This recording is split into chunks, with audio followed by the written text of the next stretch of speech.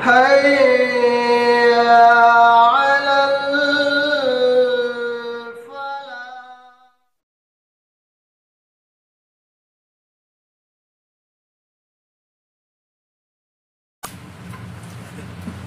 بسم الله والصلاة والسلام على رسول الله وبعد. عن أم سلمة رضي الله عنها قالت دخل رسول الله صلى الله عليه وسلم على أبي سلمة وقد شق بصره فأغمضه ثم قال إن الروح إذا قبض أتبعه البصر فزج الناس من أهله فقال لا تدعوا على أنفسكم إلا بخير فإن الملائكة يؤمنون على ما تقولون. ثم قال اللهم اغفر لأبي سلمة وارفع درجته في المهديين واخلفه في عقبه في الغابرين واغفر لنا وله يا رب العالمين وافسح له في قبره ونوفر له فيه. رواه مسلم. امام مسلم رحمۃ اللہ علیہ نے اپنی کتاب صحیح مسلم میں اس روایت کو نقل فرمایا. حدیث کے راوی ام المؤمنین ام سلمہ رضی اللہ عنہا ہیں. وہ فرماتی ہیں کہ جب ابو سلمہ کا انتقال ہوا تو اللہ کے رسول صلی اللہ علیہ وسلم تشریف لائے اور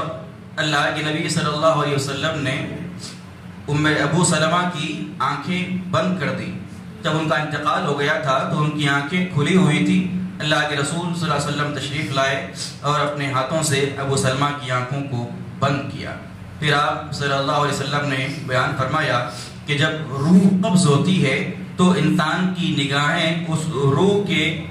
پیچھے جاتی ہیں, اس روح کا پیچھا کرتی ہیں. پھر فزج الناس من اہلہ, ابو سلمہ کی خاندان میں سے بعض ان کے گھر والوں نے رونا شروع کر دیا. تو اللہ کے رسول صلی اللہ علیہ وسلم نے ارشاد فرمایا کہ اس موقع پر سوائے خیر کے تم کوئی اور دوسری دعا نہ کرو, کیونکہ اس موقع پر فرشتے تم جو بھی کہتے ہو اس پر آمین کرتے ہیں.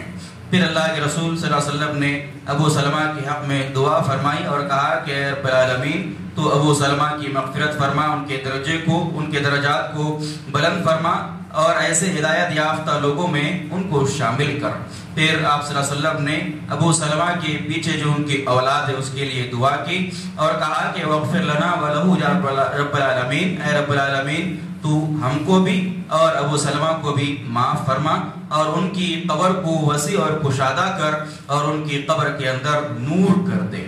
اللہ کے رسول صلی اللہ علیہ وسلم کی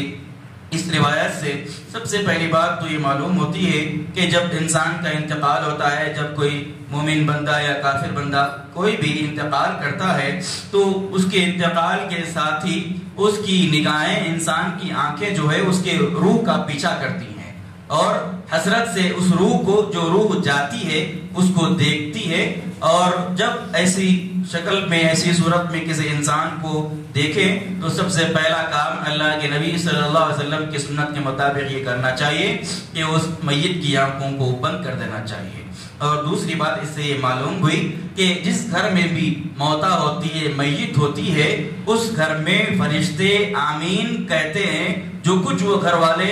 اس بندے کے, مرنے والے کے یا کسی بھی لوگوں کے دوسروں کے حق میں جو بات کہتے ہیں فرشتے اس پر آمین کہتے ہیں, کیونکہ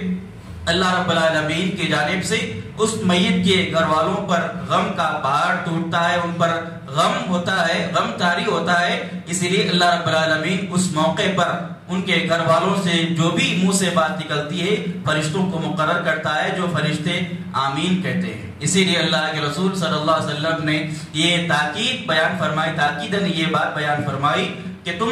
میت کے پاس, میت جس گھر میں ہوتی ہے اس کے پاس سوائے خیر اور اچھی بات کی کوئی دوسری بات نہ کرو. میت کے حق میں بھی یا کسی اور کے حق میں بھی اچھی اور خیر کی دعا یا خیر کی بات کے علاوہ کوئی شر کی دعا یا بد دعا یا کوئی بری بات میت کے گھر کے اندر نہ کرو, کیونکہ تم جو بھی کہتے ہو اچھا یا برا فرشتے اس پر آمین کہتے ہیں. لہذا یہ معلوم ہوا. اور تیسری بات یہ معلوم ہوئی کہ میت جس کے پاس ہوتی ہے اس کے حق میں دعا دینی چاہیے, مرنے والے کے حق میں بھی دعا کرنی چاہیے, اس کے گناہوں کی مغفرت کی دعا کرنی چاہیے, اس کے درجات کی بلندی کی بھی دعا کرنی چاہیے, اور میت کے گھر والوں کے حق میں بھی دعا دینی چاہیے کہ اللہ تعالیٰ تم کو بھی تم کو صبر عطا کرے اور تمہارے درجات بھی بلند کرے اور تمہاری بھی اللہ تعالیٰ مغفرت کرے۔ لہٰذا یہ بھی دعا کرنی چاہیے مرنے کے حق میں کہ اس میت کی قبر کو اللہ تعالیٰ کشادہ کرے اور اس کی قبر کے اندر روشنی کر دے، نور کر دے، اس قسم کی دعائیں کرنی چاہیے۔ اور اس قسم کی احادیث یہ ہم کو یہ درس دیتی ہے کہ انسان کی موت جو ہے وہ ایک حسرت ہوتی ہے انسان کے لیے۔ جب تک دنیا میں انسان ہوتا ہے اپنے طاقت کے نشے میں، اپنے مال اور دولت کے نشے میں، اپنے منصب کے نشے میں، اپنے عہدے کے نشے میں بہت کچھ اکڑتا ہے کرتا ہے، لیکن جب موت آتی ہے اس کو، اس کی روح اس کے جسم سے نکلتی ہے تو سوائے حسرت کی نگاہ کے اور کوئی چیز اس کے پاس باقی اور موجود نہیں رہتی۔ لہذا یہ تمام چیزیں ہمارے لیے، آپ کے لیے، ہر انسان کے لیے درس عبرت ہے کہ ہم اس موقع کے آنے سے پہلے ہی دنیا کے اندر اچھے کام کر لے، نیکی کے کام کر لے اور آخرت کے لیے دوشا تیار کر لے۔ اللہ رب العالمین سے دعا ہے اللہ تعالیٰ ہم تمام کو اللہ کے رسول صلی اللہ علیہ وسلم کی ان سنتوں کو پڑھنے، سیکھنے، سمجھنے اور اس پر ہم کو عمل کی توفیق عطا فرمائے، آمین۔ سبحانک اللہم و بحمدک، اشہد ان لا الہ الا انت، استغفرک و اتوب الیک۔